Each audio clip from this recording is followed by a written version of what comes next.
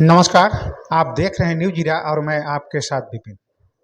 Bharatiya Janata party ने 39 उम्मीदवारों की अपनी दूसरी सूची जारी करके मध्य प्रदेश के राजनीतिक हलकों के साथ साथ अपने ही संगठन में हलचल बढ़ा दी।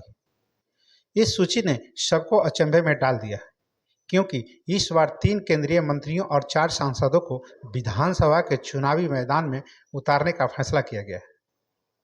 इसकी अटकलें 13 सितंबर से ही शुरू हो गई थी, जब दिल्ली में केंद्रीय चुनाव कमेटी की बैठक प्रधानमंत्री नरेंद्र मोदी की अध्यक्षता में हुई थी। इस बैठक में केंद्रीय गृह मंत्री अमित शाह और मुख्यमंत्री शिवराज सिंह चौहान भी मौजूद थे। बीजेपी अब तक 78 उम्मीदवारों की सूची जारी कर चुकी है। पहली सूची भी 39 उम्मीदवारों की थी, जो पार्टी ने 17 अगस्त को जारी की थी। वहीं राजनीतिक विशेषज्ञ मानते हैं कि दूसरी सूची से साफ पता चलता है कि संगठन शिवराज सिंह चौहान को लेकर क्या सोच रहा है। इस सूची में 3 केंद्रीय मंत्री नरेंद्र सिंह तोमर, प्रहलाद सिंह पटेल, फग्गन सिंह कुलस्ते और संगठन के महासचिव कैलाश विजय को शामिल किया गया है। वो प्रदेश में अपने राजनीतिक कद की वजह से मुख्यमंत्री पद के दावेदार रहे हैं। यह पहला मौका ही होगा जब भारतीय जनता पार्टी ने किसी राज्य के चुनावी प्रबंधन समिति के संयोजक को उम्मीदवार बनाया है, जो तोमर है। वहीं प्रहलाद सिंह पटेल भी पहली बार विधानसभा का चुनाव लड़ेंगे। उसी तरह फग्गन सिंह कुलस्ते 33 सालों के बाद विधानसभा का चुनाव लड़ेंगे। इस सूची पर कैलाश विजय वर्गीय ने भी आश्चर्य व्यक्त किया है। एक समाचार एजेंसी ANI ने उनकी बयान को जारी किया है, जिसमें वो कहते हैं कि ये पार्टी का आदेश है। मुझसे कहा गया था कि मुझे कोई भी जिम्मेवारी दी जाएगी, मुझे ना नहीं करना है। जब सूची जारी की गई तो मुझे भी आश्चर्य हुआ।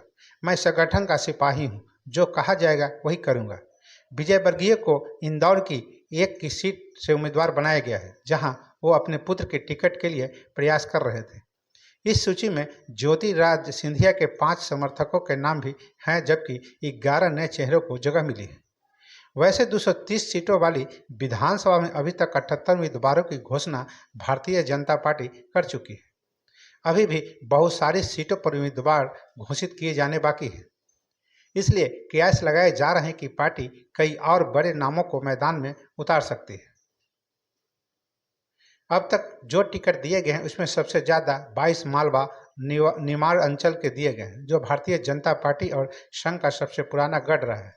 इसके बाद महाकौशल के इलाके से 18 उम्मीदवारों की घोषणा की गई है, जबकि ग्वालियर चंबल संभाग से 15 नामों की घोषणा हुई है। एक वरिष्ठ पत्रकार कहते हैं कि दूसरी सूची एक जगह से साफ संकेत है कि भाजपा का शीर्ष नेतृत्व शिवराज सिंह चौहान को लेकर क्या सोच रहा है। वरिष्ठ पत्रकार कहते हैं कि इस सूची से साफ संकेत आ रहे हैं कि भाजपा सत्ता विरोधी लहर का सामना कर रही है और उससे निपटने के लिए उसकी कमान में वे आखिरी तीर था। वे कहते हैं अब भाजपा की अगली सूचियों पर होगी, क्योंकि अगर ऐसा ही रहा तो हो सकता है कि कहीं ज्योतिरादित्य सिंधिया को भी चुनावी दंगल में न उतार दिया जाए। भारतीय जनता पार्टी की मध्य प्रदेश इकाई की प्रवक्ता पंकज चतुर्वेदी का कहना है कि अब तक जो उम्मीदवार की जो सूचियां जारी की गई है, वो इस बात का संकेत है कि संगठन हर चुनाव को गंभीरता से लड़ता है, चाहे वो लोकसभा का हो या विधानसभा का। आगे चतुर्वेदी कहते हैं कि ये तो संगठन का विशेषाधिकार है। संगठन ही तय करता है कि किस नेता या कार्यकर्ता की क्या जिम्मेदारी होगी, चाहे वो किसी भी पद पर हो। हम अपना वेस्ट फुट यानी कि बेहतर कदम ही आगे बढ़ाते हैं। पार्टी के इस कदम से जनता का विश्वास हासिल होगा और इसके परिणाम भी अच्छे आएंगे। ये बात सच है कि दूसरी सूची में केंद्रीय मंत्री भी हैं और सांसद भी हैं, मगर ये चुनावी राजनीति है। इसमें चुनाव जीतने के लिए जो बेहतर है वो फैसला लिया गया है। मध्य प्रदेश कांग्रेस कमेटी के अध्यक्ष और पूर्व मुख्यमंत्री कमलनाथ का कहना है कि नई सूची भाजपा के आंतरिक हार की तरफ इशारा कर रही है। वहीं कांग्रेस के प्रवक्ता पीयूष गोयल ने भी एक बयान जारी करके कहा कि भाजपा ने तो प्रत्याशियों की सूची जारी की है, वो आत्मसमर्पण के अलावा कुछ नहीं है।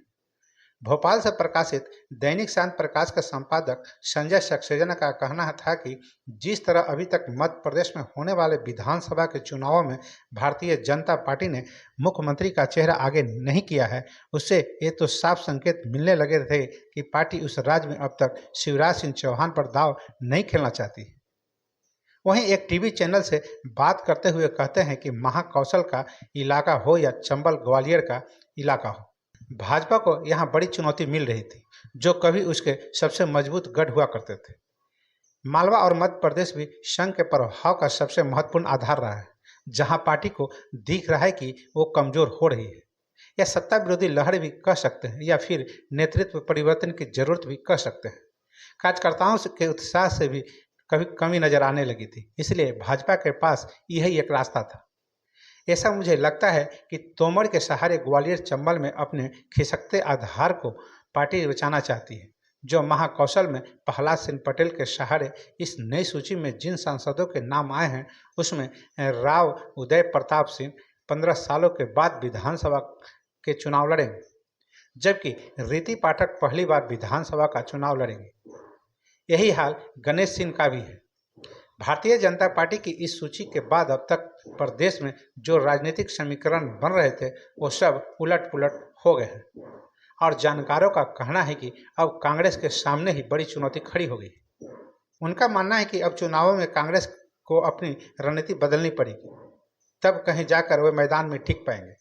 राजनीतिक टिप्पणीकार और विश्लेषक रशीद किदवई कहते हैं कि कांग्रेस के साथ सबसे बड़ी कमी यह है कि वो कोई बड़ा चेहरा उसके पास ऐसा नहीं है जिसे वो चुनावी दंगल में उतार सके, जैसा भाजपा ने किया है। वो कहते हैं कि न तो दिग्विजय सिंह न विवेक तनखा चुनाव लड़ने की स्थिति में है, और न ही सुरेश पचौड़ी। उनका कहना था कि सिर्फ 2 दिग्गज नेता हैं, जैसे अर्जुन सिंह के पुत्र अजय सिंह और अरुण यादव, जो लोकसभा और विधानसभा का चुनाव लड़ने में सक्षम हैं या तैयार रहते हैं। इसके अलावा कोई बड़ा नेता ऐसा नहीं बचा है जिस पर कांग्रेस दांव खेल सकती है, इसलिए उसे अपनी रणनीति बदलनी ही पड़ेगी, नहीं तो अति उत्साह और अति महत्वाकांक्षा में उसे नुकसान का सामना भी करना पड़ सकता है। किदवई कहते हैं कि इसको इस तरह से देखा जाना चाहिए कि अगर पहले भाजपा के चुनाव जीतने की संभावना 40% थी, नई सूची आने के बाद ये बढ़कर 60% हो गई है। वो कहते हैं अब कांग्रेस को देखना है कि वो इस अनुपात को किस रणनीति के सहारे कम कर सकती है। अगर नहीं कर पाई तो फिर डगर कठिन हो जाएगी। इस रणनीति की कामयाबी की संभावना पर भी राय बटी हुई है। एक वरिष्ठ पत्रकार प्रमोद भार्गव कहते हैं कि इस तरह का प्रयोग भारतीय जनता पार्टी ने पश्चिम बंगाल में भी किया था, जब उसने बाबुल सुप्रियो जैसे मंत्री को विधानसभा का चुनाव लड़वाया था, मगर चुनाव हार गए थे और फिर उन्होंने तृणमूल कांग्रेस का दामन थाम लिया था। वो कहते हैं ये 2 धारी तलवार है, एक जुए जैसा है। मध्य प्रदेश के मामले में ये फॉर्मूला कितना सफल होगा, ये देखने वाली बात है। कमलनाथ का कहना था कि भाजपा ने मध्य प्रदेश में अपने सांसदों को विधानसभा का टिकट देकर साबित कर दिया है कि भाजपा न तो 2023 में विधानसभा चुनाव जीत रही है और न 2024 का लोकसभा चुनाव। उन्होंने अपने ट्विटर पोस्ट में उन्होंने कहा, अपने को दुनिया की सबसे बड़ी पार्टी कहने वाली भाजपा को आज ये दिन देखने पड़ रहे हैं कि उनको लड़वाने के लिए उम्मीदवार ही नहीं मिल रहे, तो फिर वोट देने वाले कहाँ से मिलेंगे। तो बस अभी के लिए इतना ही। अगर मेरा चैनल से नहीं जुड़े हैं तो अवश्य जुड़े, सब्सक्राइब जरूर करें। हम फिर आपके साथ एक नई खबर के साथ जुड़ेंगे, तब तक के लिए हमें आज्ञा दीजिए। नमस्कार।